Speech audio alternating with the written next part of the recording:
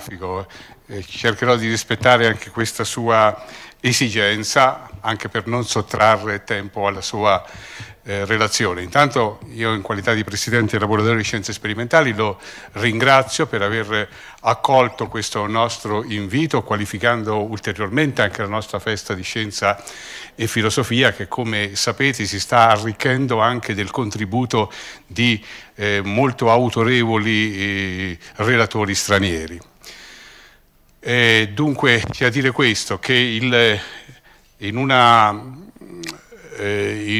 festa come questa non poteva mancare certamente un tema come l'evoluzione biologica, un tema che, pur essendo, diciamo, stato molto dibattuto anche in passato e che è avvalorato anche da tante conferme scientifiche, ampiamente accettato in tutti i contesti culturali, è comunque oggetto continuo di discussione anche in relazione a quella che è la posizione dell'uomo sulla natura. Ora, la teoria di Charles Darwin la elaborò, sapete, alla metà degli anni dell'Ottocento, e contemporaneamente ci fu un altro studioso, che si chiamò Alfred Russel Wallace, che elaborò una sua teoria evolutiva contemporaneamente a Darwin, però in maniera del tutto indipendente. Ecco, James Moore ci parlerà proprio di queste due teorie e delle differenze che esistono tra la teoria di Darwin e quella di Wallace. James Moore è uno dei più importanti storici della scienza in Inghilterra, ha scritto numerosi libri, tra cui due in particolare sono molto conosciuti anche in Italia. Nel 1991 ha pubblicato insieme al suo collega, che si chiama Adam Desmond, un'opera monumentale su Darwin, che si chiama, appunto, il titolo è proprio Darwin, è stata pubblicata in Italia nel 91 e poi c'è stata una nuova edizione anche nel 2002, mi pare, quindi più recente, quindi un'opera molto importante. Poi più recentemente ha pubblicato, sempre con questo suo collega, un'opera che si chiama La Sacra Causa di Darwin, dove parla anche di razza, schiavismo, no? E il problema della razza umana. Quindi ci parla in questo libro, che è stato edito da Raffaello Cortina l'anno scorso, con una bella introduzione di Giulio Giorello e di Telmo Pievani. È stato edito, insomma, di recente, e parla di come le relazioni tra i gruppi umani possono in qualche maniera interferire sulla evoluzione biologica. Naturalmente l'impegno di studioso di James Moore ha radici molto lontane, perché la sua prima opera risale addirittura al 1979, quando pubblicò un'opera dal titolo Le controversie post-darwiniane. Questa naturalmente non c'è in italiano, però poi un'altra opera che è una raccolta di saggi, Storia, Umanità ed Evoluzione, che è ritenuta un'opera cardine per quanto riguarda, diciamo, gli studiosi di questo settore. Naturalmente, come studioso di evoluzione, James Moore partecipa a numerosissime commissioni internazionali su questo tema. Io mi fermo qua, dopo la relazione, naturalmente, in inglese, quindi lo potete seguire tranquillamente con la traduzione simultanea, il professor Moore sarà disponibile a accogliere vostre domande e dare vita, diciamo, ad un dibattito, ecco, dopo questa conferenza. Vi ringrazio.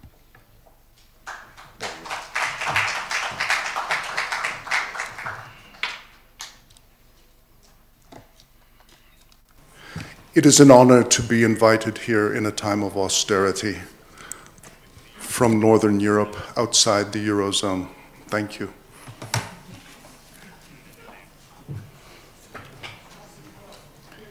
Please turn off your mobile telephones as a courtesy to your friends and neighbors. This is an argument It's complex, it's lengthy, and I want to show you the evidence mainly by means of text, also by illustrations.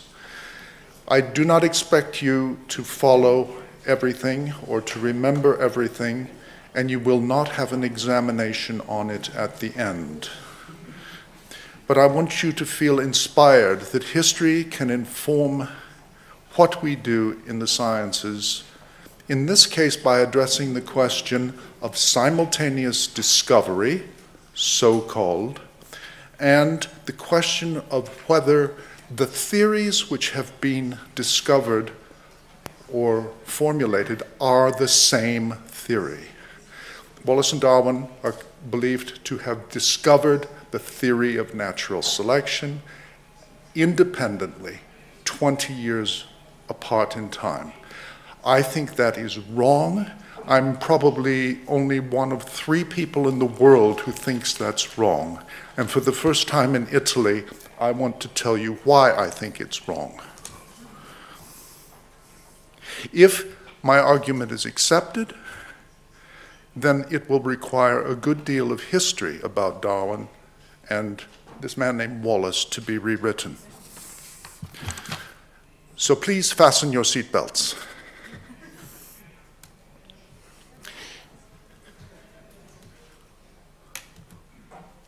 Here they are, thinking about evolution at about the same time. Darwin has had a theory of natural selection for about 17 years. Wallace is looking for a theory. He's young.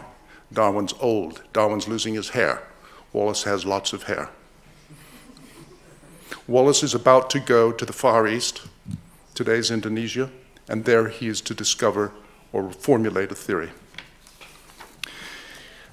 Their project was going in parallel. Darwin believed that man should be treated like any other animal in natural history. What applies to one animal will apply throughout all time to all animals, he said. And in 1857, 2 months before Wallace formulated his theory, he asked Darwin, "What about man?" And this is what Darwin said: "It's the highest and most interesting problem for the naturalist." Within a year, Darwin and Wallace had each published in the same time, at the same place, their theories. And this is where it happened. On the 1st of July, 1858, their theories were announced to the world. That's the article. The arrangement was made by Charles Darwin's friends, Charles Lyell and Joseph Hooker.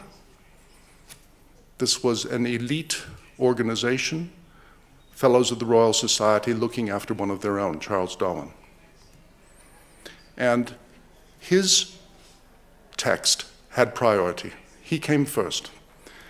So here's the title. On the Tendency of Species to Form Varieties was Wallace's title, but his name comes second. The rest of it is on the perpetuation of varieties and species by natural means of selection by Charles Darwin. But then look what follows their names. Darwin is not just an esquire, just a gentleman, but a fellow of the Royal Society, a fellow of the Linnean Society, and a fellow of the Geological Society. Wallace is just plain esquire. There is a world of difference between these men, socially, economically, and in terms of political power in science. Darwin and Wallace each had a unitary vision of life. Humans are animals and evolve according to the same principles by which all animals evolve. Separately, they each devised a unitary theory of evolution based on how individuals of every species sustain themselves and survive to reproduce, including Darwin and Wallace as individuals of one species. Therefore, Evolution explains how all organisms literally make a living.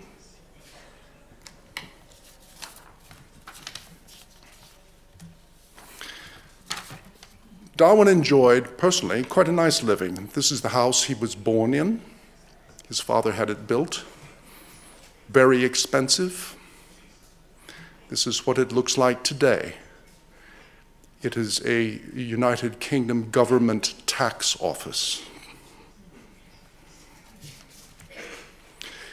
Darwin married into a wealthy industrialist family, the Wedgwoods, and the Wedgwoods were married into the Allens. So the Darwins made their money from medical practice, the Wedgwoods from the pottery, from the industry, and the Allens were landowners. So they all had 3 sons. The boys are in blue, and the Wedgwoods had 3 girls, and the Allens 8 girls. These are Charles Darwin's parents. And Charles Darwin's mother, Susanna, had 2 brothers, Josiah and John, who married 2 sisters, the Allens. Can you see that? See? And there's another sister, that, remember there are 8 of them. Catherine married someone named James Mackintosh. There are lots of kids in these families. Charles Darwin, at the bottom, and his sister Caroline each married their first cousin. And on the other side, the children of Charles Darwin's uncles, their cousins, married Allen cousins. So you have 4 first cousin marriages in a single generation. Here are 2 more of the Allen sisters. And I'm making these colors because from this point, colors become more and more important. Catherine married Sir James Mackintosh. Jessie Allen married Sismondi. Here's who they were. Sismondi, many of you may know, was an extremely independent-minded Swiss-Italian economist and historian living in Geneva. James Mackintosh was a jurist, a professor of law and general politics at the East India Company in Haileybury outside of London. This was a college for training young men to go out to India and administer the empire. At Haileybury, more about that in a second, James Mackintosh's colleagues were Thomas Malthus and David Ricardo, extremely famous names in the history of economics. Malthus was professor of general history, politics, commerce, and finance. That's just about everything. And David Ricardo was often at Haileybury, but did not teach there. There's Haileybury. It's now a famous private boys' school. Now that's a lot of words. I'm showing you this because this is a transcription from letters, private letters in the Darwin and Wedgwood family correspondence from 1818 to 1837, the years in which Darwin was growing up. And I'm showing these to you because you can see how the colors are sprinkled through the letters. Sismondi, Malthus, Mackintosh, Ricardo, they are all part of the family's intellectual world and social world. Here's a letter where Darwin's future wife is in a wedding party with Miss Malthus. This is Emily Malthus, Thomas Malthus's surviving daughter. And here's a report from Haileybury. Sismondi's political economy is not well thought of. Mr. Ricardo and I believe Malthus thinks he knows little or nothing of the matter. Sismondi in Geneva, the Swiss-Italian economist, is not approved of. And here's Mackintosh himself referring to Sismondi. He is an amiable and good man, but a political fool. Why did he say that? Sismondi was a Republican, but he was a radical critic of classical liberalism in economics. He founded business cycle theory. He was a pioneer of macroeconomic thought. And Marx paid him the compliment, if Marx ever paid anyone a compliment, of calling him a petty bourgeois socialist. So this is why they considered him a political fool, because Sismondi stood for everything that Haileybury did not believe. Government intervention, trade unions, and so forth.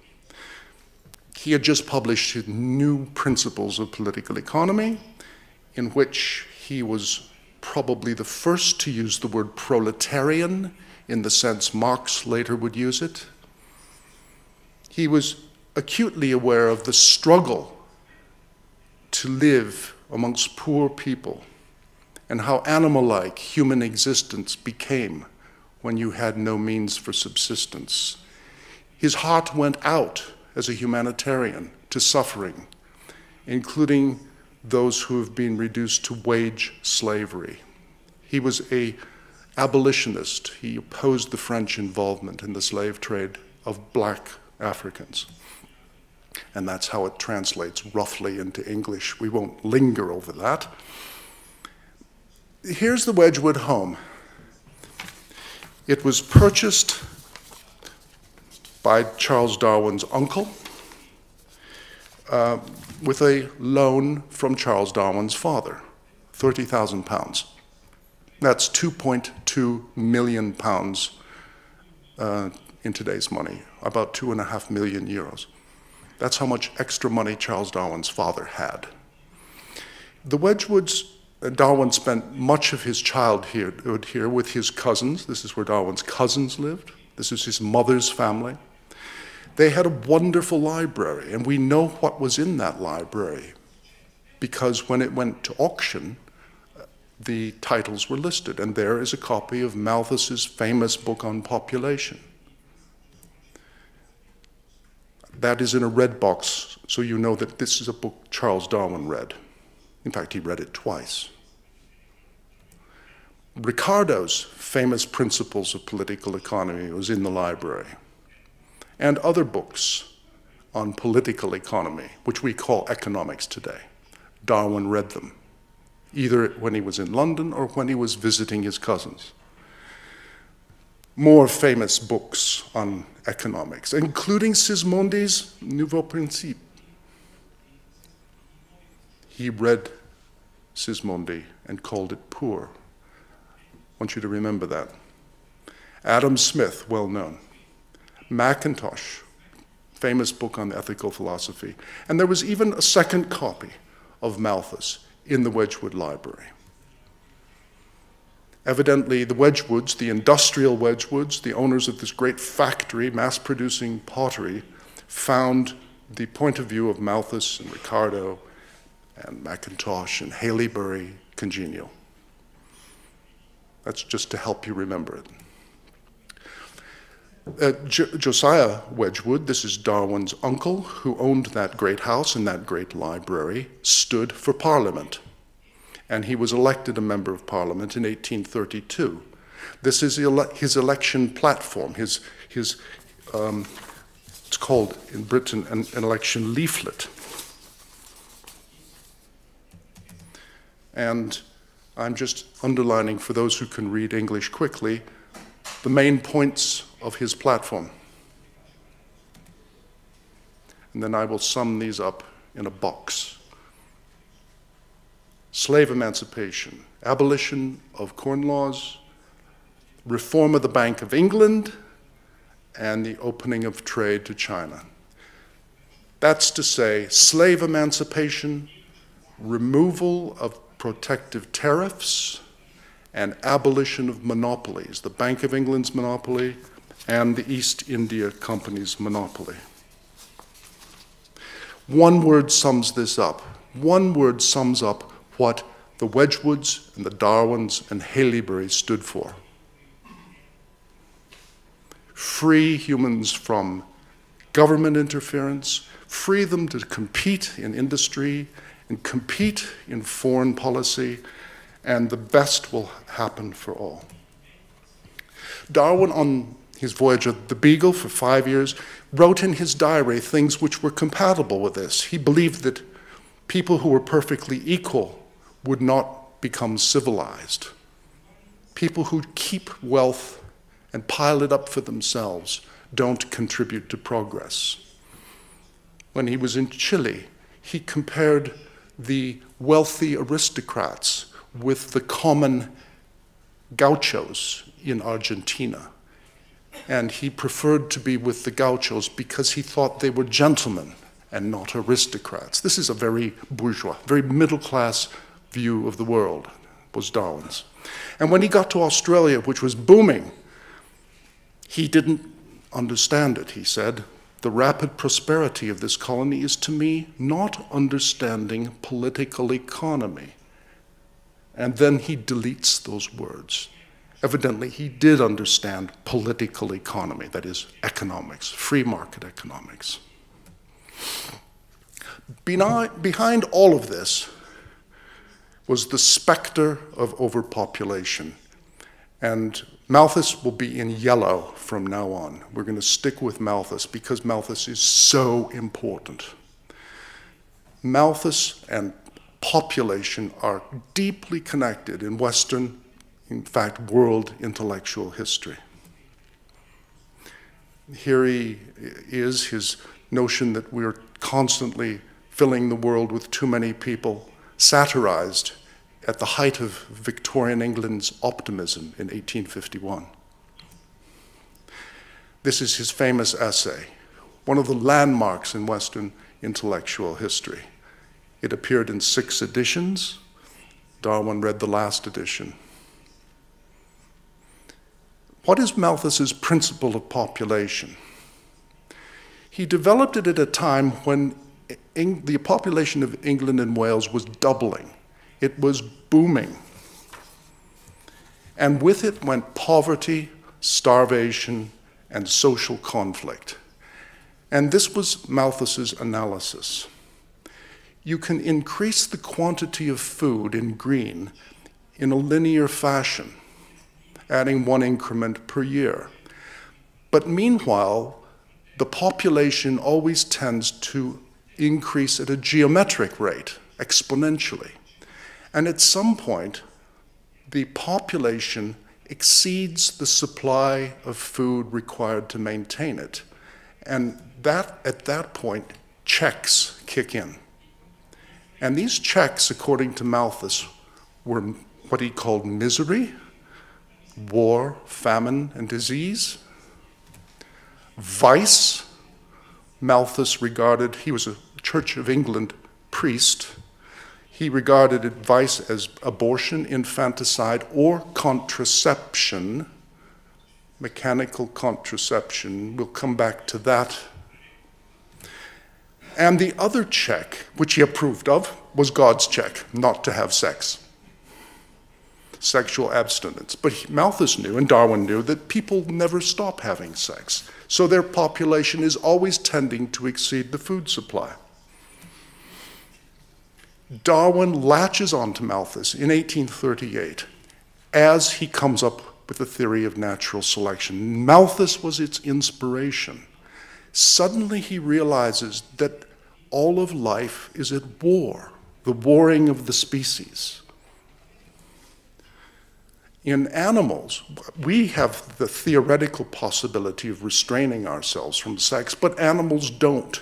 So think of the carnage, the warfare amongst animals, and indeed plants, Darwin said. All nature is at war.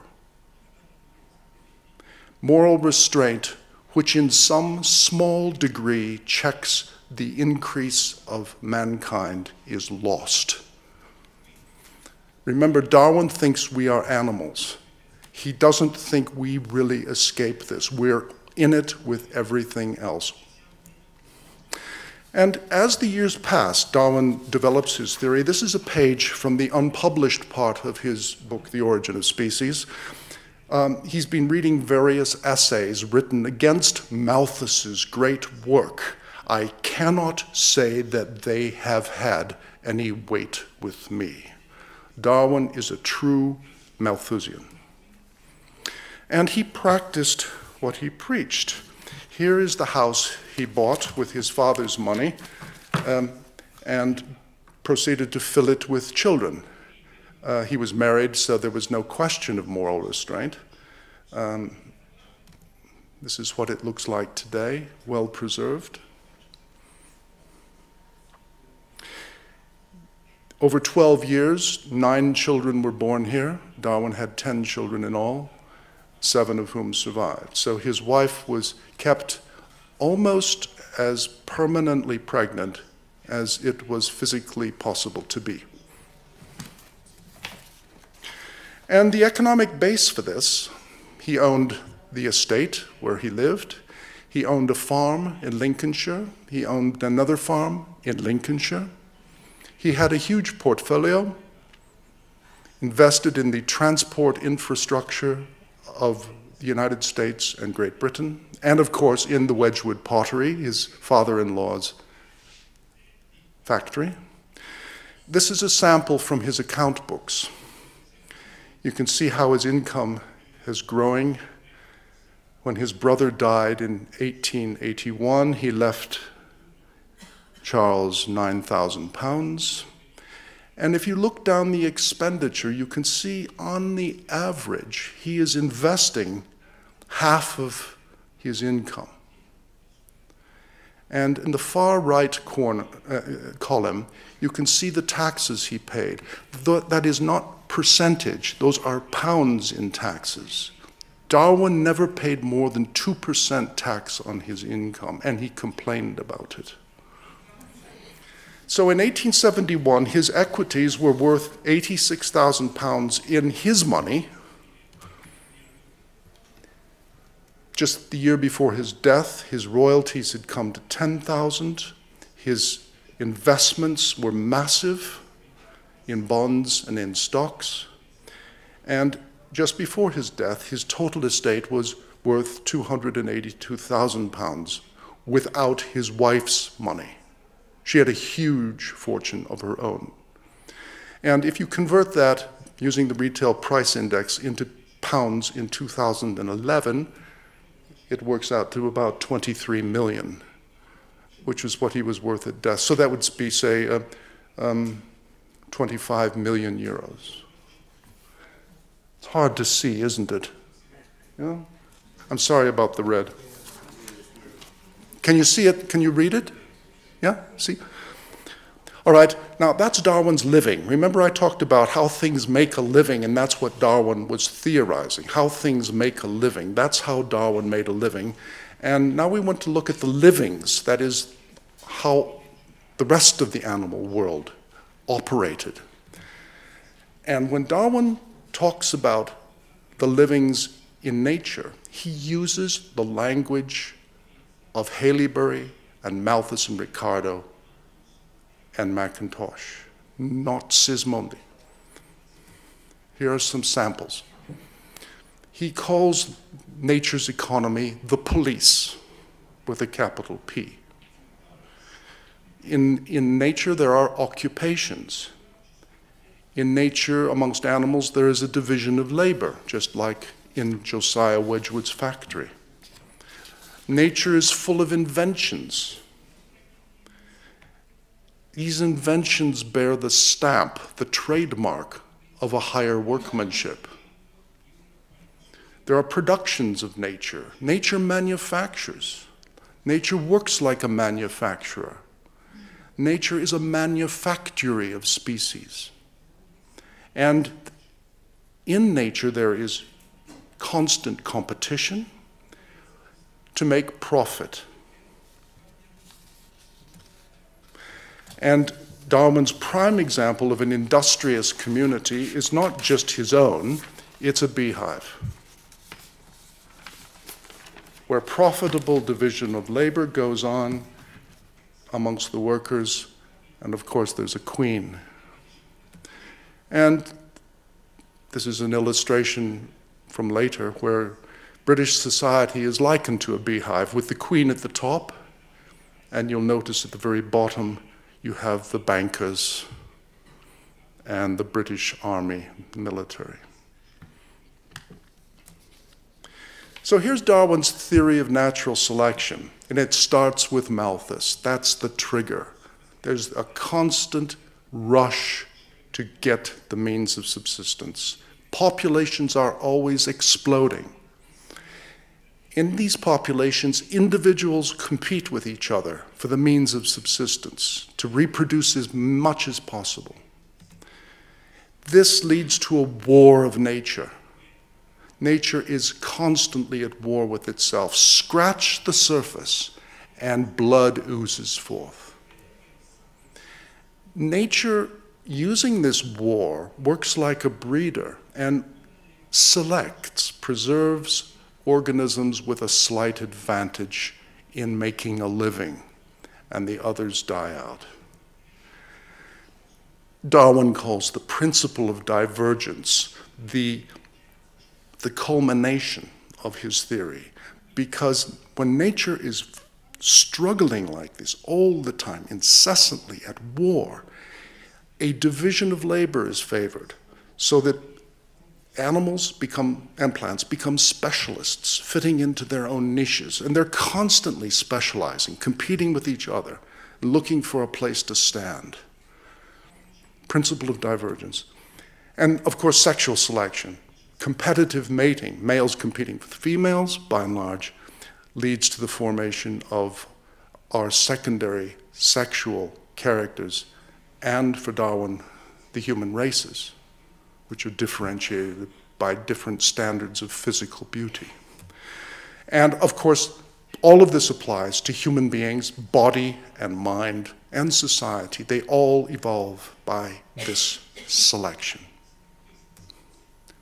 The leitmotif is war.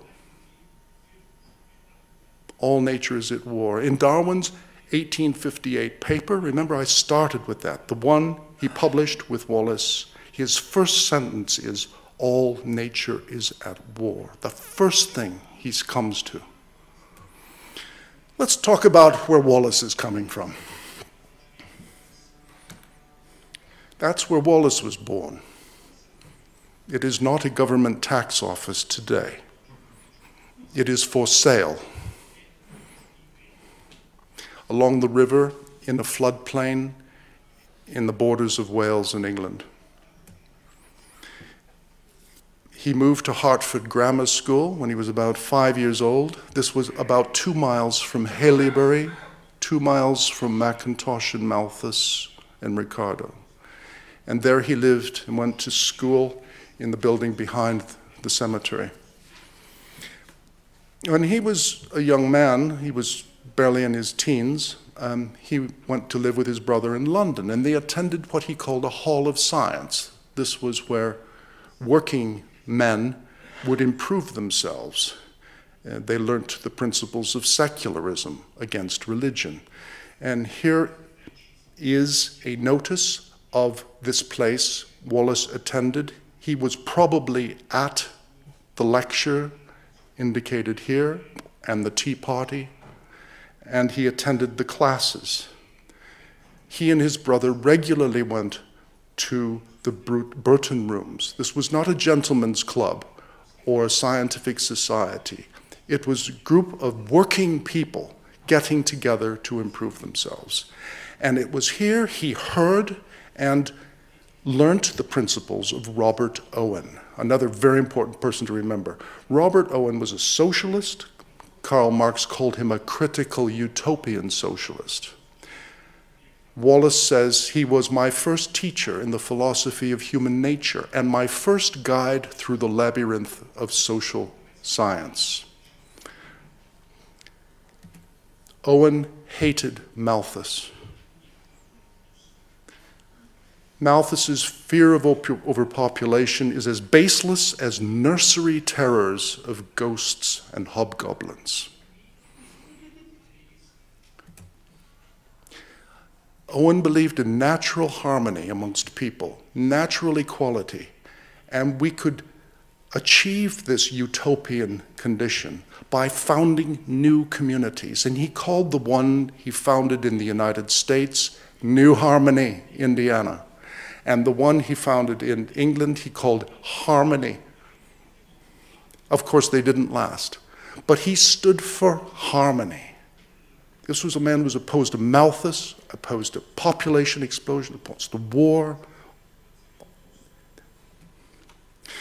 After his experience in London, Wallace went out as a land surveyor. He was a man with dirt under his fingernails. He had left school at the age of 13. He never went to Oxford or Cambridge. Darwin did.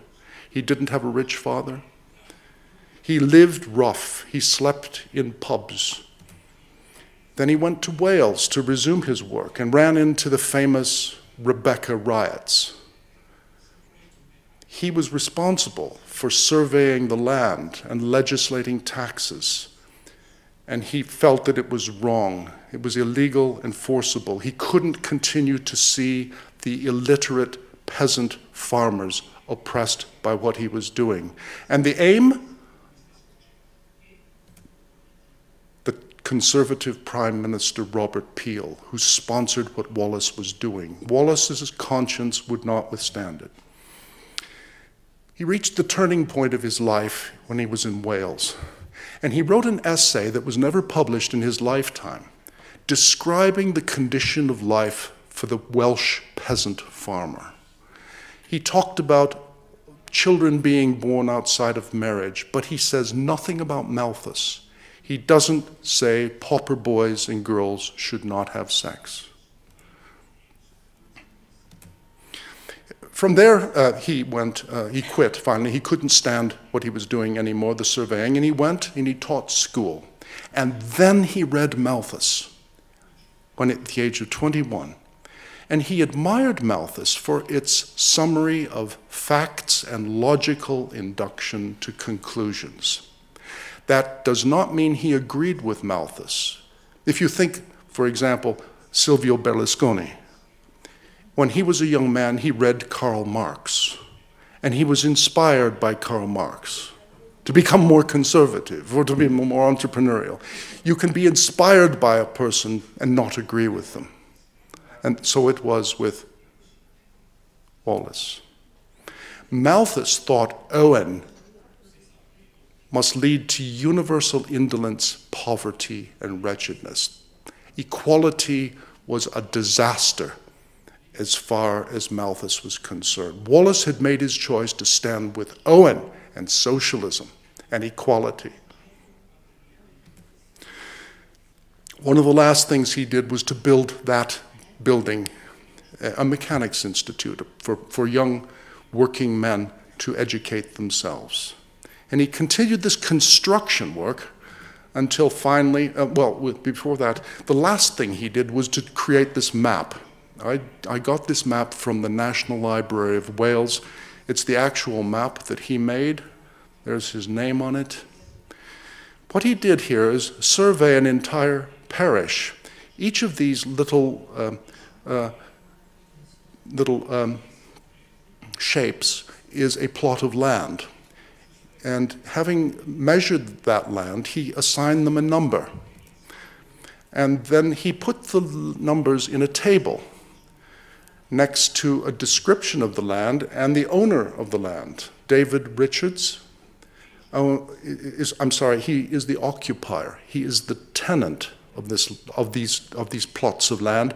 The owner is the 5th Earl of Jersey, whose son was married to the daughter of the Conservative Prime Minister. Wallace knew that. And so here's what happens. Once he's described the land, he lists what's growing on it, what it does. He looks at how much square area is involved, and he levies a charge, a tax, on that peasant farmer. And in cash, that farmer is due to pay the local priest of the Church of England, the rector of Llantwit Juxtaneath, £3 7 s. Wallace did not believe in this. He didn't believe these people should be oppressed like this. And he quit. Here he is, age 25. He's giving it up to go to South America to find a theory of evolution. And he's going to support himself by collecting animal specimens, mainly insects, to sell to wealthy collectors back in London. That's how he supports himself. He spent 4 years in Brazil. He read and took with him a copy of Darwin's journal, which he prepared on the Beagle voyage, which makes no reference to Malthus. Back in London, he reads an anti-Malthusian thinker who is well known today as being an evolutionist, named Herbert Spencer. Spencer is another important person. Besides Robert Owen, now we turn to Spencer. Spencer, everyone regards as anti-Darwinian. He was an evolutionist, but he never accepted Darwin's view. He was Wallace's great inspiration in these two works indicated here. Spencer was single. He was in his 30s. He was from the provinces. He was an inventor and a surveyor. He was a man very much like Wallace himself, not a privileged gentleman. Wallace publishes an account of his travels in Brazil, and there's no reference to Malthus, no overpopulation, no checks amongst even the primitive people he met. The problems in Brazil are caused by Europeans coming in for Wallace. And then he goes, after a brief interlude in England, he goes to the Far East. And this is actually his entry in one of his notebooks. And it reads as follows: "The system of nature is compared to fragments of a dissected map, a picture or mosaic. Approximation of fragments show that all gaps have been filled up. Ecologists among you will understand this immediately as being niche upon niche, all fitted together. But do you see the picture here? It's the picture of that map Wallace drew with all the fields hard beside each other, the peasant farmers surviving next to each other. Nature is like a map broken up in pieces." Now, Herbert Spencer's theory of population. I called him an anti-Malthusian, didn't I? Now Wallace comes back to London, and one of the first, before he meets Darwin, he meets this anti-Malthusian young man named Herbert Spencer. And now we need to look at how Wallace developed the way in which animals survive, make their own livings.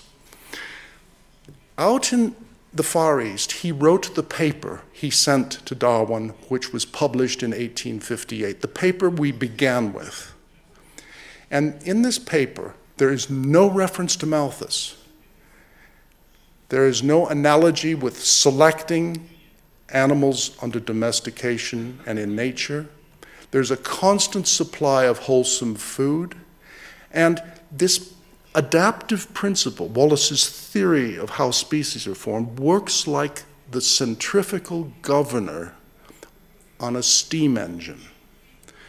Now, centrifugal governors were very important in the railways. Everyone was familiar with these devices. You can see them on steam engines today, whirling around. The point of a centrifugal governor is to keep things from getting out of control. If you didn't have a centrifugal governor, a steam boiler would explode. An engine would go off the rails. Wallace's adaptive principle is to keep things in balance and in harmony. In Darwin's natural selection, nature is always and everywhere out of control. Wallace has this feedback mechanism to keep the lid on. Darwin's whole principle of selection and driving divergence depends on the lid being off of nature.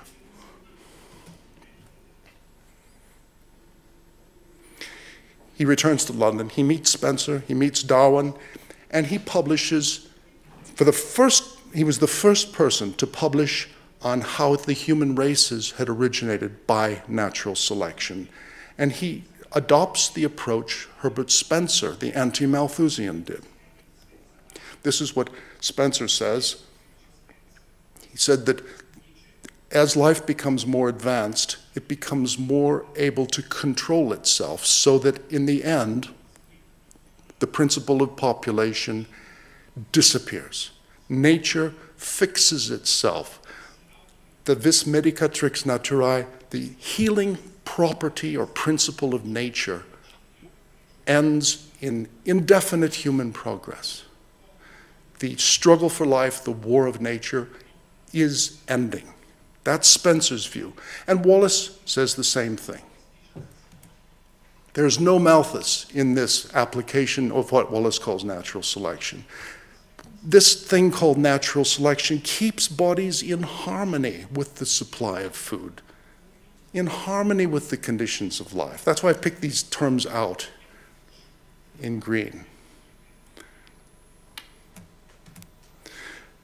And then, famously, a few years later, Wallace believes that natural selection isn't working, it isn't producing survival of the fittest, and in order to guarantee what he believes in, he turns to the spirit world. He starts going to seances, and he talks about the inherent progressive power of glorious qualities which raise us above our fellow animals. In his most famous book, he mentions Malthus once, and he's referring to the infertility of women, which check the population. And he says at the bottom, one of the surest and most beneficial effects of advancing civilization will be the amelioration of the condition of these women. In other words, we want women to become fertile, never mind Malthus. There's no more Malthus in Wallace.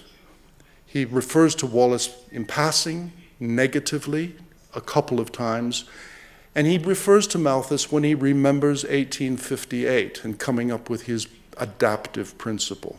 Even in his most famous scientific monograph, there is no reference to Malthus. So here's Wallace's theory of an adaptive principle.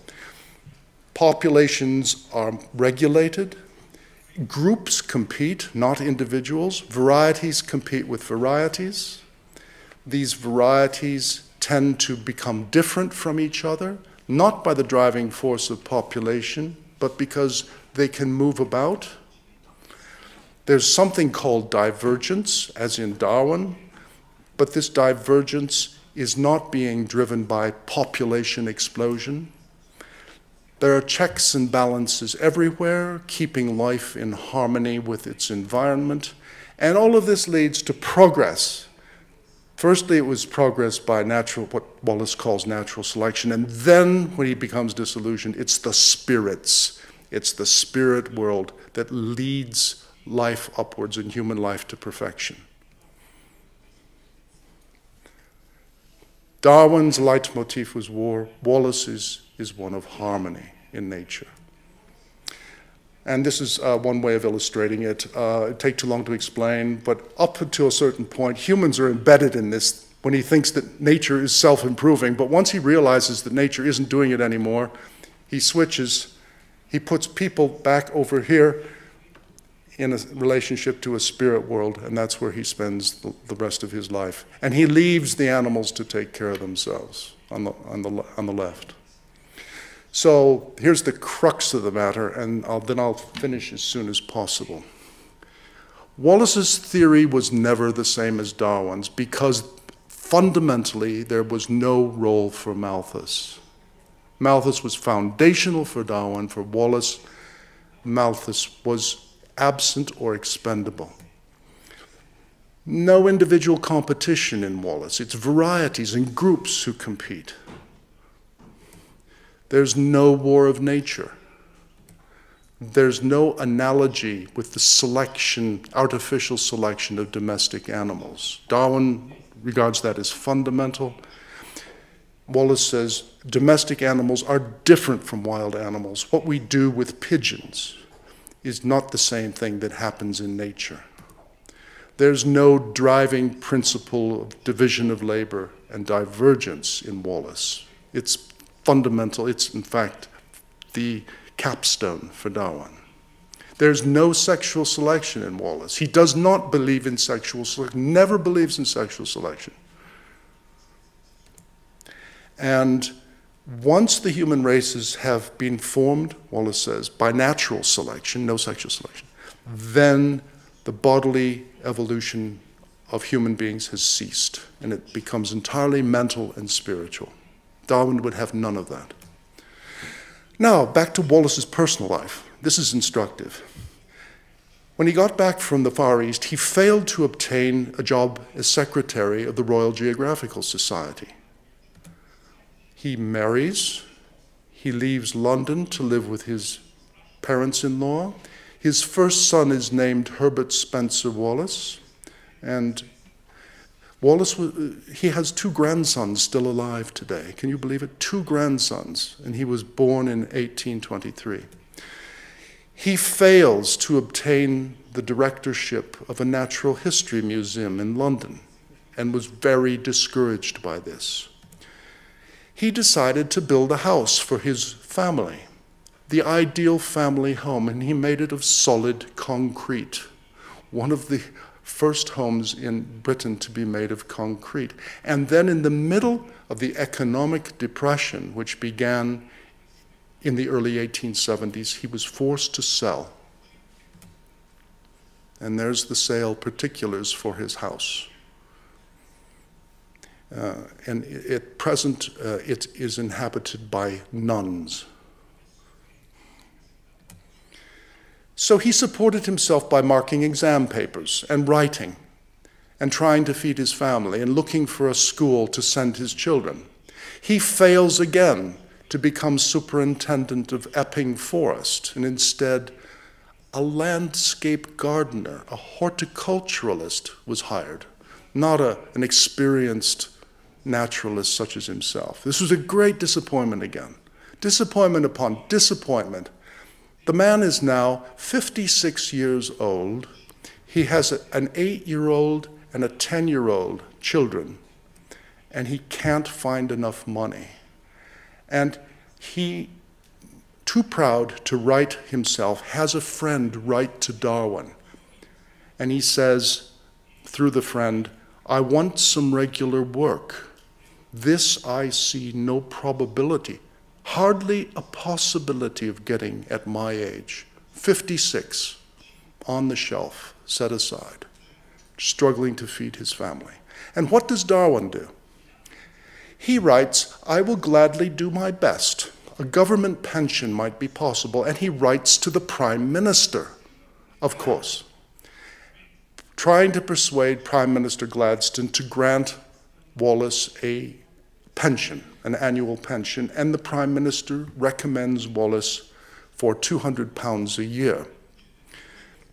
Just to put that in perspective, in 1881, when Wallace got his £200 pension, Darwin's income was £8,000. And in his household account book, the family spent £223 on meat for the table. That's how far apart Darwin and Wallace were. During the economic depression, famously, Karl Marx sent Darwin a copy of the first volume of Capital, a critique of political economy. Marx stood for everything that against everything that Haileybury stood for, Ricardo, Malthus. That is how far Darwin got in the book. We have his copy, and only the first 100 pages are cut. The rest of them are still as they came from the printer. Darwin wrote to Marx, "I heartily wish that I was worthy to receive it by understanding more of the deep and important subject of political economy." Of course, Darwin understood political economy. He's just being polite to Karl Marx. Remember Sismondi? Darwin called his essay poor. Why did he call Sismondi's political economy poor? Here is an extract from the preface to his political economy, reprinted, and this is what Sismondi thinks. "I differ essentially from those philosophers who in our time have professed in so brilliant a manner the economical sciences, including Ricardo and Malthus. They had reached false conclusions. No wonder Darwin thought Sismondi was poor. No wonder Haileybury thought he was an amiable fool, because he did not subscribe to what we now see as free market economics. Wallace thought Darwin would be interested in this book, and he sent it to Darwin. It's by an American politician who believed he had a panacea for poverty. He called it the single tax. I won't go into that. The single tax theory from Henry George is based on a refutation of Malthus. And Wallace wrote to Darwin and said, we've acknowledged a relationship to Malthus, both of us, but Mr. George denies that it has ever operated or can operate in the case of man. Darwin replied, I read many years ago some books on political economy, and they produced a disastrous effect on my mind. He must mean Marx and Sismondi. Namely, to utterly distrust my judgment on the subject of economics, and to doubt much everyone else's judgment. Did he? No. Read The Descent of Man. The accumulation of capital works on the side of evolution. In the professions, there is a process of selection where young men compete and struggle to make a living. Darwin believes that trade unions, cooperative societies, and such exclude competition and therefore are a great evil for the future progress of mankind. Against trade unions, against cooperation. But there must be a severe struggle. Our natural rate of increase, though leading to many and obvious evils, must not be greatly diminished by any means. There should be open competition.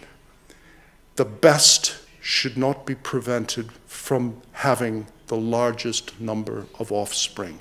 What does Darwin mean by any means? Darwin makes clear in a private letter, by any means, he means means of contraception. We must not attempt to control, women must not attempt to control their fertility, because it would lead to a diminution of the population, a reduction of the struggle for existence, the negation of the war of nature, and would bring evolution and progress to a halt. And here's what he says about the future of Europe, and on this slide I end. If it were universally known that the birth of children could be prevented, and this was not thought immoral by married persons, as Darwin thought it was, would there not be a great danger of extreme profligacy amongst unmarried women?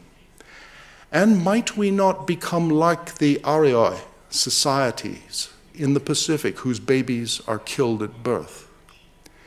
In the course of a century, France will tell us the result in many ways of controlling reproduction. We can already see that the French nation does not spread or increase much. That is to say, there is a controlled population, and therefore the French don't have to send their excess people abroad the way the English do to colonize the world. And what a foolish idea seems to prevail in Germany on the connection between socialism and evolution by natural selection. Darwin kept faith with his heritage, with the pottery industrialist Wedgwood, with Haileybury and the free market economics, with individual competition, evolutionary progress driven by overpopulation, and we now see clearly the oppression of women. In a world of Darwin's theory of natural selection, Wallace and his socialist theory were dangerous. And I can only ask, what would Italy say? Thank you.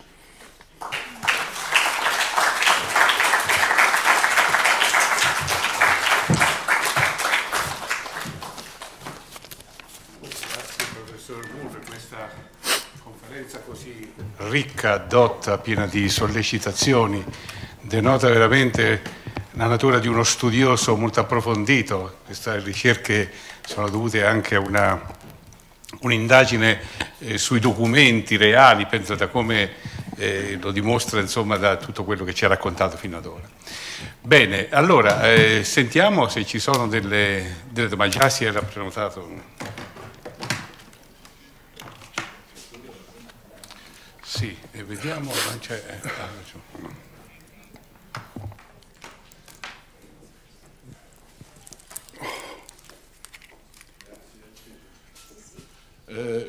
Grazie, grazie per la bella conferenza. Mi sentono?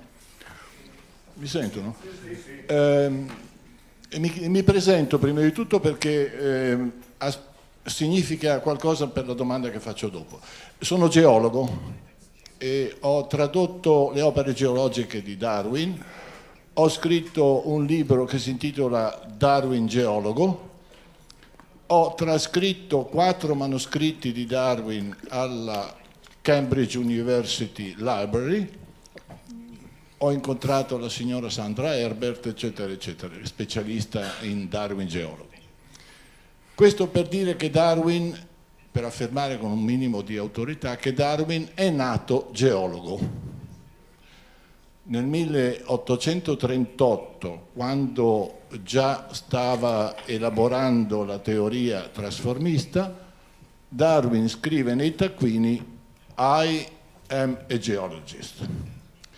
Allora, adesso la mia domanda riguarda la deriva spiritualista di Wallace nell'ultimo periodo della sua vita. Forse il professore non ne ha accennato, ma alla fine della sua vita Wallace ha avuto una deriva spiritualista al punto da partecipare a sedute spiritiche, eccetera, cosa che inorridiva grandemente Darwin, il quale ha scritto in una lettera, scrive a Wallace: tu stai uccidendo la nostra creatura. Il professore mi segue? Can you follow me, professor? Ok. Thank you. Allora, la mia domanda riguarda questa deriva spiritualista di Wallace. Mi chiedo, e le chiedo, fra le cause che hanno portato a questa deviazione spiritualista, abbandonando quel materialismo che lo aveva accomunato più o meno a Darwin, una delle cause di questa deriva non è forse il fatto di non aver avuto una formazione da geologo? La formazione di una mentalità scientifica impostata sulla geologia consente, a mio parere, di evitare quelle derive finalistiche che invece sono insite nella biologia.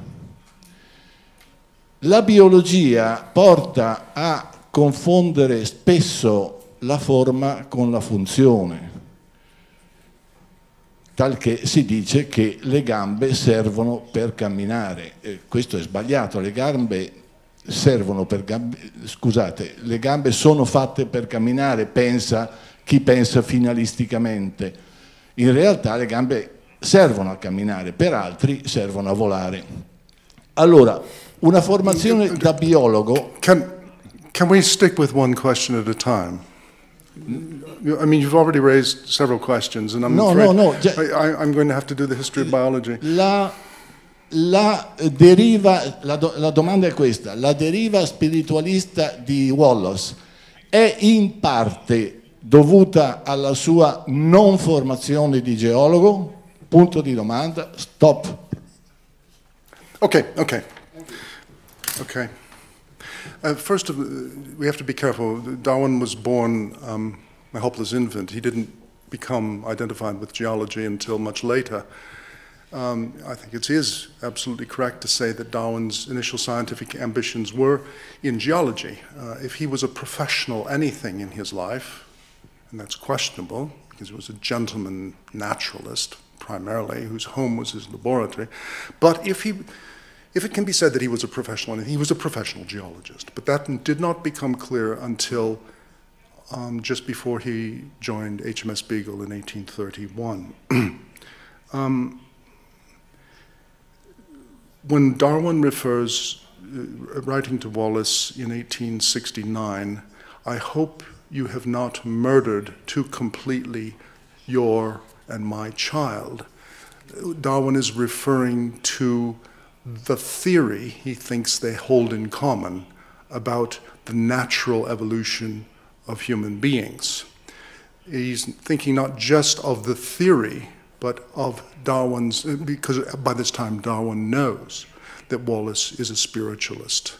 He's not going to accuse him of it, but he's going to say, I hope you have not allowed the recent developments in your thought to put an end to the child that he and I brought into the world. Darwin wasn't a very good historian, not as good as I am on this point, because I know more than he did, but that's just the privilege of looking back. About Wallace's drift, I wouldn't call it a drift for the following reason. It was not clear in 1865, or even in 1875, that there were not strange forces in the world yet to be discovered. Think of what physics didn't know at that time. Think of what we now regard as light pressure. How can forces act through a vacuum? All of this was up to debate, and at the forefront of investigating new forces. Eventually, we talk about various kinds of radiation. We talk about X-rays. We talk about electromagnetic waves, and light is an electromagnetic wave. At the forefront of people investigating new and rather strange forces were psychical researchers and spiritualists. So it was not at all obvious, except to a few people, such as Thomas Huxley and later Darwin, that Wallace was drifting away from science. The question in the 1860s was, what is science? What is truly scientific? And what will it be in the future? So we must not read a drift back into Wallace when there was no obvious drift at the time. Geology.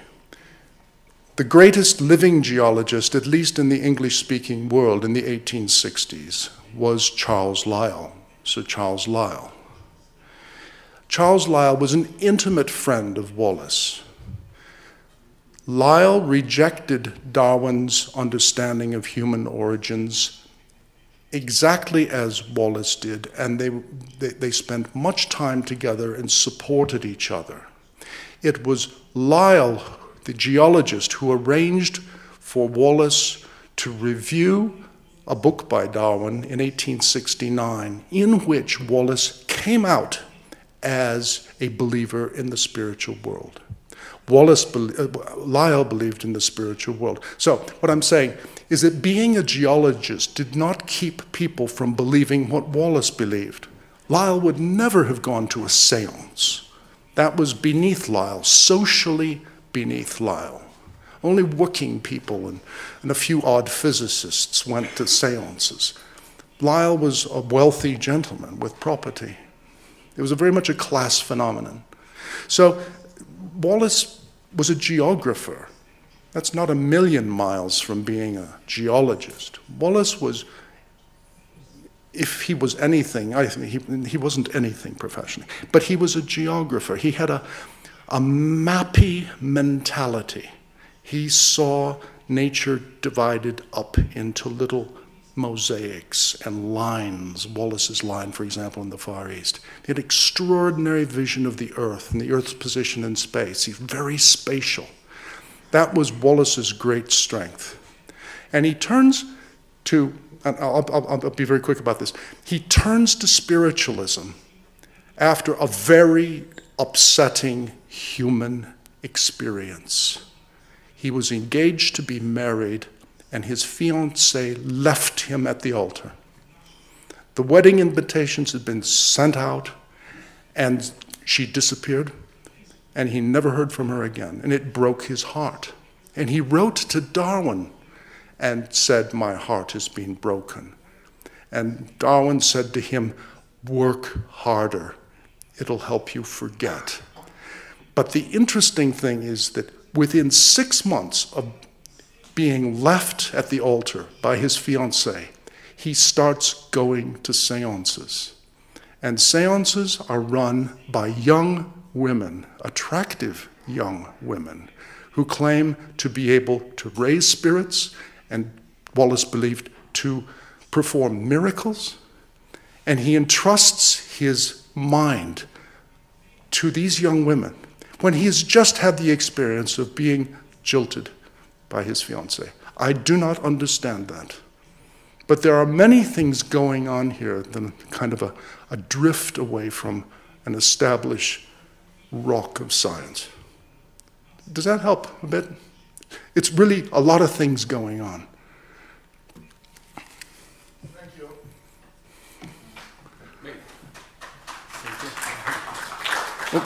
Are we finished now? Niente, devo dire.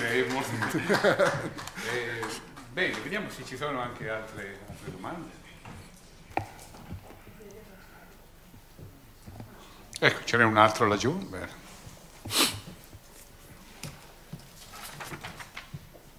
Backbenches, yes.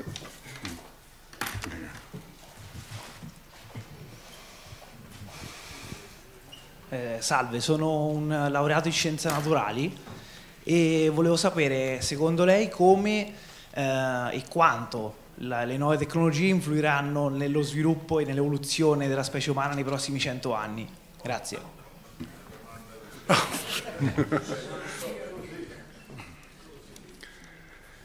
I was asked that question once at the National Press launch in Pasadena, California, of the WGBH television series. Perhaps you know it, it's still available online. It's called Evolution. It was a great series, launched in America the week of 9/11. And it killed the series. It was very unfortunate. No one was interested in evolution, especially in America. It was 9/11. But at the National Press launch 2 months earlier, with all of the nation's hacks, journalists, television people present, and they'd spent hundreds of thousands of pounds decorating the grand ballroom of this great hotel in Pasadena, California, as a tropical rainforest. And they had zebras, and they had giraffes, and they had lions and tigers and snakes and all of this animated business going on. And then a group of us were called up to the front. And a question rather like yours, one of the journalists from Washington said, how do you think television is going to, and we could say video, is going to affect the future of evolution? And my answer was, because evolution is about reproductive success, late night television will certainly have an influence. And you could say other forms of video too. That's my short answer, a long answer to a short question.